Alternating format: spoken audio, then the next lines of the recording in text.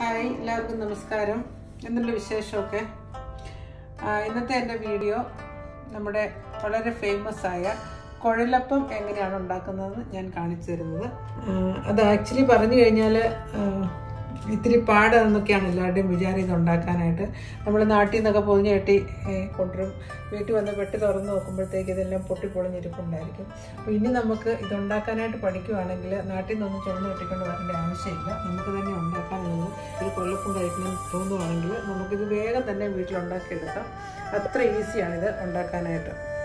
ഇതിപ്പോൾ ഞാനിവിടെ നിങ്ങളെ 3 വിധത്തിൽ ഇതുണ്ടാക്കുന്നത് എങ്ങനെയാണെന്ന് കാണിച്ചു തരും. നിങ്ങൾ വീഡിയോ മുഴുവൻ കാണുവാണെങ്കിൽ നിങ്ങൾക്ക് മനസ്സിലാകും ഇത് വളരെ ഈസിയാണ് ഉണ്ടാക്കുന്നത്. ഇത്രയും വേഗമായിട്ട് ഇത് ഉണ്ടാക്കാൻ പറ്റുമായിരുന്നോ എന്ന് തോന്നും. അത്ര ഈസിയാണ്. ഈ പലഹാരം ഉണ്ടാക്കാനായിട്ട് ഇതിനകത്ത് ഏറ്റവും പ്രയാസമായിട്ട് തോന്നുന്ന കാര്യം ഇതെങ്ങനെ കുഴലാക്കിയെടുക്കും എന്നുള്ളതാണ്. അപ്പോൾ അതിൻ്റെ ടെക്നിക്കും അതെങ്ങനെയാണ് കയ്യിലേക്ക് അത് ചുറ്റി അത് കുഴലാക്കുന്നതെന്നും വളരെ ഈസിയായിട്ട് ഞാൻ നിങ്ങളെ കാണിച്ചു തരാം. കണ്ടു കഴിയുമ്പോൾ നിങ്ങൾക്ക് തോന്നുമോ ഇത് ഇത്ര എളുപ്പമായിരുന്നു എന്ന് തോന്നും. അപ്പം നമുക്കിതെങ്ങനെയാണ് ഉണ്ടാക്കുന്നത് നോക്കാം. 1 കപ്പ് അരിപ്പൊടിയാണ് എടുത്തിരിക്കുന്നത്. വറുത്ത അരിപ്പൊടിയാണ്. ഞാനത് കടയിൽ നിന്ന് മേടിച്ച അരിപ്പൊടിയാണ്. ഒരു 250 ml 1 കപ്പ്, ആ കപ്പിനാണ് എടുത്തിരിക്കുന്നത്. പിന്നെ നമുക്കതിനായിട്ട് വേണ്ട സാധനം തേങ്ങയാണ്. ഇത് 1 മുറി തേങ്ങയുടെ പകുതി തേങ്ങ, അതാണ് ഞാൻ എടുത്തിരിക്കുന്നത്. 1 മുറി മുഴുവനില്ല, അതിൻ്റെ പകുതിയുള്ളൂ. തേങ്ങ ഒത്തിരി ആവശ്യമില്ല. പിന്നെ 3 അല്ലി വെളുത്തുള്ളിയും 3 ചെറിയ ഉള്ളിയും 1/2 ടീസ്പൂൺ ജീരകവും പിന്നെ ആവശ്യത്തിന് ഉപ്പും അല്പം കറുത്ത എള്ളും. ഇത്രയാണ് നമുക്ക് വേണ്ടത്. പിന്നെ വറുക്കാനായിട്ട് ആവശ്യമുള്ള വെളിച്ചെണ്ണയും പൊടി കുഴയ്ക്കുന്നതിനുള്ള വെള്ളവും. അപ്പോൾ ഞാനിത് 1 കപ്പ് അരിപ്പൊടിയാണ് എടുത്തിരിക്കുന്നത്. അപ്പോൾ ഈ കപ്പിൻ്റെ 2 കപ്പ് വെള്ളം ഞാനിപ്പോൾ ഇവിടെ തിളപ്പിക്കാൻ പോവാണ്. നിങ്ങൾ ഏത് പാത്രത്തിൽ അരിപ്പൊടി എടുക്കുന്നോ ആ പാത്രത്തിൻ്റെ 2 കപ്പ് മുഴുവൻ്റെ ആവശ്യം വരികയില്ലായിരിക്കും. പല പൊടികൾക്കും പല ക്വാണ്ടിറ്റിയിൽ വെള്ളം ആവശ്യമുണ്ട്. നമുക്ക് 2 കപ്പ് ഇപ്പോൾ തിളപ്പിക്കാം. തിളപ്പിക്കാൻ വെച്ച വെള്ളത്തിലേക്ക് നമുക്ക് ആവശ്യമായ ഉപ്പും കൂടെ ചേർക്കാം. ഞാനൊരു 1/4 ടീസ്പൂൺ ഉപ്പാണ് ചേർക്കുന്നത്. അത് മതി, അത്രയും ഉപ്പിൻ്റെ ആവശ്യം വരത്തുള്ളൂ. ഈ സമയത്ത് നമുക്ക് ഈ തേങ്ങ എല്ലാം കൂടി ഒന്ന് അരച്ചെടുക്കാം.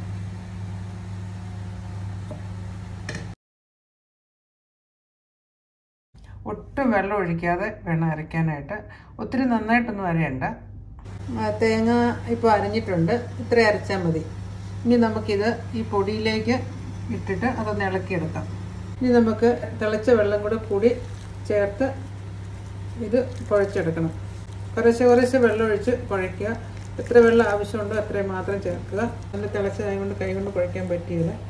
ഈ കൂടെ നമ്മൾ എടുത്തു വെച്ചിരിക്കുന്ന കറുത്ത എള്ളും കൂടെ ചേർത്ത് കൊടുക്കാം. അല്പം തണുത്ത് കഴിയുമ്പോൾ ശരിക്കും കൈകൊണ്ട് നന്നായിട്ട് കുഴച്ചെടുക്കണം. ഇടിയപ്പത്തിനൊക്കെ ഉണ്ടാക്കുന്ന ആ ഒരു രീതിയിൽ ഈ മാവ് കുഴച്ചെടുക്കേണ്ടത്. ഇനി നമുക്കിതിനകത്തേക്ക് അല്പം വെളിച്ചെണ്ണ കൂടി ചേർക്കാം. ഇതൊന്ന് ഡ്രൈ ആകാതെ ഇരുന്നോളൂ. ഇനി ഇതൊന്നും കൂടെ നന്നായിട്ട് കൈകൊണ്ട് കുഴച്ച് നമുക്കൊരു 10 മിനിറ്റ് നേരം ഇത് മാറ്റി വെച്ചിട്ട് പിന്നെ കുഴലപ്പം ഉണ്ടാക്കിയെടുക്കാം. മാറ്റി വയ്ക്കുമ്പം എപ്പോഴും ഈ മാവ് മൂടി വെക്കാൻ ശ്രദ്ധിച്ചോണം, അല്ലെങ്കിൽ ഇത് ഡ്രൈ ആയി പോകും. കുഴലപ്പം ഉണ്ടാക്കാൻ തുടങ്ങുന്നതിന് മുമ്പ് നമുക്ക് ചീനച്ചട്ടിയിൽ, കുഴിവുള്ള ഒരു ചീനച്ചട്ടിയിൽ എണ്ണ ചൂടാക്കാൻ വയ്ക്കാം. ഞാനിപ്പോൾ ഇവിടെ വെളിച്ചെണ്ണയാണ് എടുത്തിരിക്കുന്നത്. അത് ചൂടാക്കാൻ വെച്ചിട്ടുണ്ട്. കുഴലപ്പം ഉണ്ടാക്കി കഴിഞ്ഞ് കോരി ഇടാനായിട്ട് ഒരു പേപ്പർ ടവൽ ഇട്ടൊരു പാത്രം ഇവിടെ എടുത്ത് വെച്ചിട്ടുണ്ട്.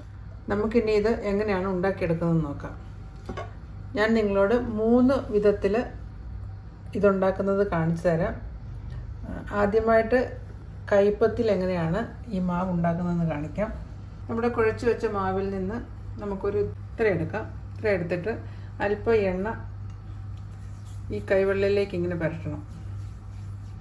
പുരട്ടിയിട്ട് ഈ മാവ് ഇങ്ങനെ ചെറിയ ഉരുളകളാക്കി എടുക്കണം. കണ്ടോ, നല്ല റൗണ്ടായിട്ട്. എന്നിട്ടിത് പതുക്കെ അല്പം എണ്ണയും കൂടെ തടവി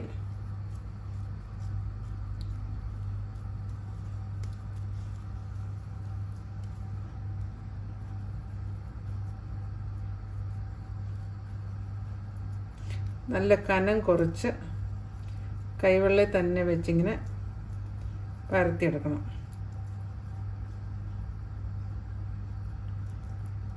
ഇങ്ങനെ പൊട്ടിപ്പോകരുത്. ഇത് പൊട്ടിപ്പോയി കഴിഞ്ഞ് കഴിഞ്ഞാൽ ഇത് തിരിച്ച് റിപ്പീറ്റ് ചെയ്തു ഒന്നും കൂടെ.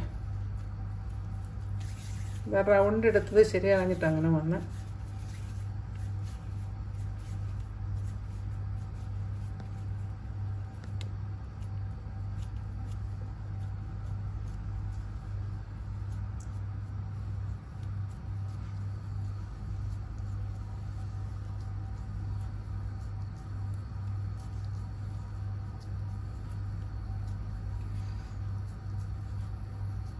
ഇതുണ്ട് ഈ പരുവത്തിൽ ഇത്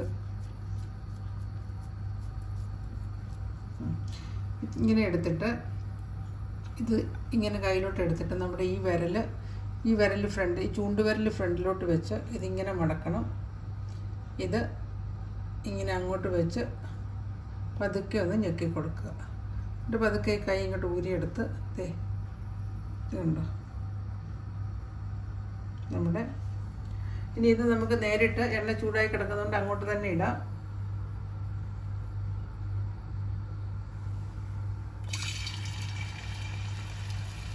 ഒന്നുകൂടെ ഞാൻ കാണിച്ചു തരാം എങ്ങനെയാണിത് ഈ കൈവെള്ളയിൽ തന്നെ ഉണ്ടാക്കുന്നത്. അപ്പോൾ ഇതിന് ഒരല്പം വലിപ്പം കുറവായിരിക്കും. നമ്മുടെ കൈവെള്ളയുടെ വലിപ്പത്തിനുള്ളതേ ഉണ്ടാവുള്ളൂ.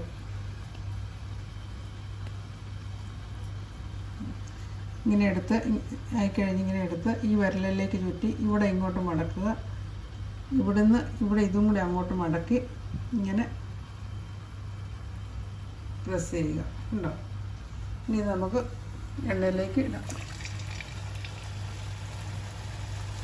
ഈ എണ്ണയിൽ കിടക്കുന്ന കുഴലപ്പം മൂത്തോന്നറിയുന്നത് ഈ വരുന്ന ബബിളിങ് നിൽക്കും. ഇത് കണ്ടോ, ഈ എണ്ണ തിളയ്ക്കുന്നില്ല, ഇത് നിൽക്കും. ഇത് നിൽക്കുമ്പം അതിൻ്റെ അർത്ഥം ഇത് മൂത്തുന്നുണ്ട്. ഈ സൈഡിൽ വരുന്നില്ല, അപ്പോൾ ഈ സൈഡ് മൂത്തിട്ടുണ്ട്. ഈ സൈഡിൽ ശകലം പച്ച ഉണ്ട് കണ്ടോ. അപ്പോൾ ഇത് ഒന്ന് മറിച്ചിട്ട് ഒരു 2 മിനിറ്റും കൂടി എടുക്കും അതിൻ്റെ ആ തിള നിൽക്കാതെ. ആ തിള നിന്ന് കഴിയുമ്പോൾ എണ്ണ നല്ല അനക്കമില്ലാതെ ഇങ്ങനെ കിടക്കും. അപ്പം നമുക്കതിന് കോരിയെടുക്കാം. ഇതിപ്പോൾ ഈ ഒരെണ്ണം മൂത്തിട്ടുണ്ട്, ഇതിൻ്റെ തിള നിന്നിട്ടുണ്ട് കണ്ടോ. അത് നമുക്ക് ഈ കോരിയെടുക്കാം. ഞാനീ ഒരെണ്ണം കോരിയെടുത്തു.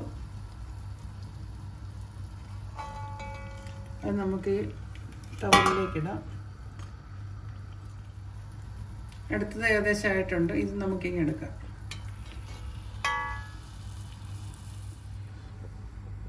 ഇനി നമ്മുടെ സെക്കൻഡ് ടെക്നിക്ക് ഇപ്പോൾ കാണിച്ചു തരാം. അതിനായിട്ട് നമുക്ക് 2 പ്ലേറ്റും വേണം, പിന്നെ ഒരു ബട്ടർ പേപ്പറും വേണം. നമുക്ക് ഈ പ്ലേറ്റിൻ്റെ വലുപ്പത്തിൽ ഒരു ബട്ടർ പേപ്പർ ഒന്ന് മുറിച്ചെടുക്കാം. അത് നമ്മുടെ പ്ലേറ്റിൻ്റെ ആ വലുപ്പത്തിൽ ആകണമെന്നേ ഉള്ളൂ. ഇത് കണ്ടോ, ഇപ്പോൾ ഈ പ്ലേറ്റിൻ്റെ വലുപ്പത്തിലുള്ള ബട്ടർ പേപ്പറാണ്. മുമ്പ് എടുത്തതുപോലെ തന്നെ ആ സെയിം വലുപ്പത്തിൽ ഇതുപോലെ കയ്യിൽ വെച്ച് ഉണ്ടകൾ ഉണ്ടാക്കുക. ഇങ്ങനെ ഒരു ഉണ്ട ഉണ്ടാക്കിയിട്ട് ഒരല്പം എണ്ണ ഈ പ്ലേറ്റിൽ തടവി ഈ പേപ്പർ അവിടെ ഇടുക. ഈ പേപ്പർ അപ്പോൾ തെന്നിപ്പോയില്ല. അത് കഴിഞ്ഞ് നമ്മൾ ഈ ഉണ്ടാക്കിയ ഉരുള ഇവിടെ വെച്ച് അടുത്ത ബട്ടർ പേപ്പർ കൊണ്ട് നമ്മൾ ഇതിനെ കവർ ചെയ്യും. ഇങ്ങനെ കണ്ടോ. നമ്മളിപ്പോൾ ഈ പേപ്പറും കൊണ്ട് കവർ ചെയ്യുമ്പോഴത്തേക്ക് എന്താ സംഭവിക്കുക, നമ്മുടെ ഈ പ്ലേറ്റിൻ്റെ അടിയിൽ ഇത് പിടിക്കത്തില്ല. അതിന് വേണ്ടിയാണ് ഇത്. എന്നിട്ട് ഈ പ്ലേറ്റ് നമ്മളെടുത്ത് ഇതിങ്ങനെ ഒന്ന് നന്നായിട്ട് അമക്കി കൊടുക്കുക. അപ്പം ഇത് കണ്ടോ, ഈ പേപ്പർ പതുക്കെ ഇങ്ങോട്ട് പൊക്കി മാറ്റുക. നമുക്ക് നല്ല വൃത്താകൃതി ഇത് കിട്ടിയിട്ടുണ്ട്. നമുക്കിനി ഇത് പതുക്കെ ഈ പേപ്പറിങ്ങ് പൊക്കി ഇത് നമ്മുടെ കയ്യിലോട്ട് എടുക്കാം. കണ്ടോ, ഇതേ എടുത്തിട്ട് ഈ ചൂണ്ടുവിരൽ തിരിച്ച് ഇങ്ങനെ ഈ വിരലിലേക്ക് വെച്ച് ഇത് ഈ വിരലിലോട്ട് വെച്ച് ഇങ്ങനെ ഒന്ന് ഞെക്കി കൊടുക്കുക. എന്നിട്ടിത് പതുക്കെ ഊരി എണ്ണയിലേക്ക്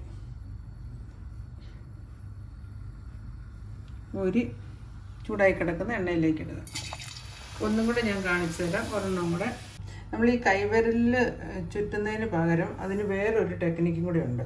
അതിനുവേണ്ടി നമുക്ക് ഇതുപോലത്തെ ഒരു തടിക്കഷ്ണം വേണം. ഇതുണ്ട്, ഇത്രയും നല്ല സ്മൂത്തായിട്ടുള്ള ഒരു തടിക്കഷ്ണം വേണം. നമ്മുടെ കൈ തള്ളവിരലിൻ്റെ ഒക്കെ വലിപ്പം അത്രയും വണ്ണമുള്ള കണ്ടോ. ഇത്ര നീളം വേണം നിർബന്ധമില്ല, പക്ഷെ വണ്ണം ഇത്രയും വേണം. തള്ളവിരലിൻ്റെ വലിപ്പമുണ്ട് കണ്ടോ. ഇതിലേക്ക് നമുക്ക് നന്നായിട്ട് എണ്ണ പുരട്ടി ഇതൊന്ന് സ്മൂത്ത് ചെയ്യണം. എന്നല്ലേ കുഴപ്പം ഇങ്ങോട്ട് ഊരിപ്പോരുള്ളൂ. ഊരിയെടുക്കണ്ടേ ഇത് ചുറ്റിക്കഴിഞ്ഞിട്ട്. അപ്പം അതിനുവേണ്ടിയാണ് നമ്മൾ എണ്ണ പുരട്ടുന്നത്. എന്നിട്ട് നമ്മൾ ഈ പരത്തി വെച്ചിരിക്കുന്ന ഈ മാവിൻ്റെ ഇതൊക്കെ ഇവിടെയായിട്ട് വെച്ചിട്ട് ഇത് പതുക്കെ ചുറ്റിയെടുക്കുക. കണ്ടോ, ചുറ്റിയെടുത്തിട്ട് ഈ സൈഡ് നന്നായിട്ട് അവത്തേൽ പ്രസ് ചെയ്ത് ഇങ്ങനെ പ്രസ് ചെയ്ത് ഇത് ഒട്ടിക്കുക.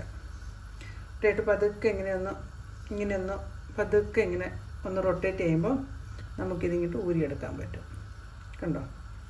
അപ്പോൾ നമുക്ക് എന്തേലും നീളത്തിൽ വേണമെങ്കിൽ ഇത് ഉണ്ടാക്കിയെടുക്കാം നമ്മുടെ ആവശ്യമനുസരിച്ച്. ഇത് നല്ല കനമൊക്കെ കുറഞ്ഞ് കണ്ടോ സ്മൂത്ത് സാധനമാണ്. ഇനി നമുക്കിത് എണ്ണയിലേക്കിടാം.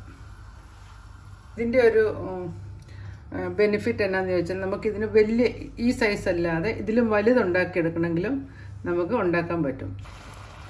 ഇത് ക്ലോസ് ചെയ്യുമ്പോൾ നന്നായിട്ട് പ്രസ് ചെയ്യണം, അല്ലെങ്കിൽ പിന്നെ അതിങ്ങനെ എണ്ണയിലോട്ട് ഇടുമ്പോഴല്ല ഇങ്ങനെ തുറന്ന് പൂരി പോലെ ആയി പോകും. അപ്പോൾ അത് അവോയ്ഡ് ചെയ്യാനായിട്ട് നല്ലതായിട്ട് പ്രസ് ചെയ്ത് അടയ്ക്കണം. അത് ഇനി നമുക്ക് ചപ്പാത്തി പ്രസ്സറിൽ എങ്ങനെയാണ് ഉണ്ടാക്കുന്നത് നോക്കാം. പൂരിയുടെ പ്രസ്സർ ഉണ്ടെങ്കിലും അതിലുണ്ടാക്കിയാലും മതി, അതും നല്ലതാണ്. എൻ്റെ കയ്യിൽ പൂരി പ്രസ്സർ ഇല്ലാത്തതുകൊണ്ട് ഞാൻ ഈ ചപ്പാത്തി മേക്കറിൽ ഉണ്ടാക്കി കാണിക്കുന്നത്. അതിനായിട്ട് നമുക്ക് സെയിം പ്രൊസീജിയറാണ്. നമുക്ക് ഇതിൻ്റെ ബേസിലേക്ക് ഇച്ചിരി എണ്ണ തേച്ച് കൊടുക്കുക. അത് കഴിഞ്ഞ് ആ ബട്ടർ പേപ്പർ അങ്ങോട്ട് വെച്ചിട്ട് അതിൻ്റെ മുകളിലും ഒരല്പം എണ്ണ കൈ കൊണ്ട് ഇങ്ങനെ തടവുക. ഇത് ഞാൻ ഇച്ചിരി ചെറിയ ഉരുളയാണ് എടുക്കുന്നത്. ഇത് കണ്ടോ, ഇത് മുമ്പത്തെ എടുത്തതിലും ഇച്ചിരി ചെറിയ ഉരുളയാണ്. ചപ്പാത്തി പ്രസ്സറിൽ ഇത് നന്നായിട്ട് കനം കുറഞ്ഞ് പരന്ന് കിട്ടും. പക്ഷേ നമ്മുടെ കൈ വെക്കുമ്പോഴത്തേക്ക് അത്രയും പരക്കുകയില്ല, അതുകൊണ്ടാണ് ഇച്ചിരി കൂടുതൽ എടുത്തത്. കയ്യിലും പാത്രത്തിലും അതുപോലെ തന്നെയാണ്. പാത്രത്തിൽ നമുക്ക് ഒരുപോലെ കനത്തിൽ കിട്ടിയാലും തീർത്ത് കനം കുറഞ്ഞെടുക്കാനായിട്ട് പാടായിരിക്കും. അപ്പോൾ നമുക്കിതൊന്ന് നോക്കാം ഇതെങ്ങനെയാണ്. ഇത് ഇങ്ങനെ വെച്ചിട്ട് ബട്ടർ പേപ്പർ മുകളിലോട്ട് വെക്കുക. അപ്പം ഈ മേളത്തെ ഇവിടെ അത് പിടിക്കത്തില്ല. എന്നിട്ട് ഇത് പതുക്കെ ഇങ്ങോട്ട് താത്ത് വെച്ചിട്ട് ഒരു പ്രാവശ്യം ഇങ്ങനെ ഞെക്കി കൊടുക്കുക. അപ്പം ഇത് കണ്ടോ, അതൊക്കെ ഇങ്ങനെ പൊക്കുക. അപ്പോൾ നമ്മൾ മുമ്പേ എടുത്ത മാവിൻ്റെ പകുതി മാവ് എടുത്തുള്ളായിരുന്നു. ഇത് കണ്ടോ, നല്ല കനം കുറഞ്ഞ് ഇതിനി ഇതുപോലെ തന്നെ മുമ്പേ കാണിച്ച പോലെ തന്നെ കയ്യിലേക്ക് വെച്ച് ഇതിവിടെ നിന്ന് ഇങ്ങനെ അങ്ങ് വെച്ച് പതുക്കെ ഒന്ന് ഞെക്കി ഒരു എണ്ണയിലേക്ക് ഇടുക. ഞാൻ ഒരെണ്ണം കൂടെ ഉണ്ടാക്കി കാണിക്കാം. ഇതത് അങ്ങോട്ട് ഇട്ടപ്പോഴും ഇതങ്ങ് പൊങ്ങി വന്നു കണ്ടോ. ഇത് വേഗം നല്ല കൊമളയ്ക്കുന്നുണ്ട്. അത്രയും കനം കുറച്ച് ഉണ്ടാക്കിയാലേ ഉള്ളൂ അതുപോലെ കൊമളച്ച് വരുള്ളൂ. ഇത് അടുത്തും കൂടെ നോക്കിക്കാൻ എങ്ങനെയാണ് ഉണ്ടാക്കുന്നത്. ഇതിങ്ങനെ വെച്ചു, ഈ പേപ്പർ വെച്ചു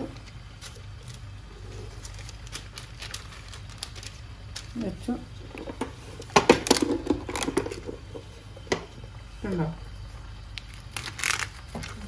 ഈ പേപ്പർ മാറ്റിയിട്ട് ഇതിങ്ങനെ അടിയിൽ നിന്ന് പതുക്കെ ഇങ്ങനെ എടുക്കുക. കയ്യിലിങ്ങനെ വെച്ച് ഞെക്കുക. എന്നിട്ടിത് എണ്ണയ്ക്കകത്തോട്ട് ഊരിയിടുക.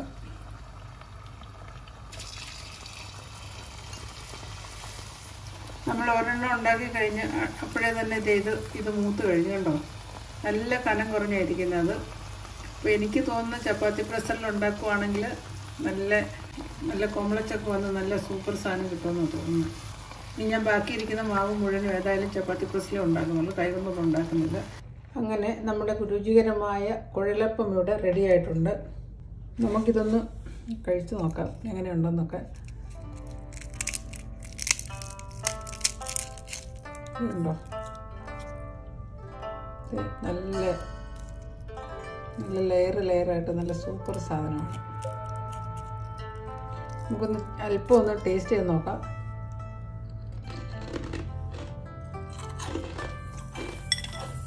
നന്നായി ക്രഞ്ചിയാണ്. അപ്പോൾ നിങ്ങളെല്ലാവരും ഇതുണ്ടാക്കി നോക്കുക.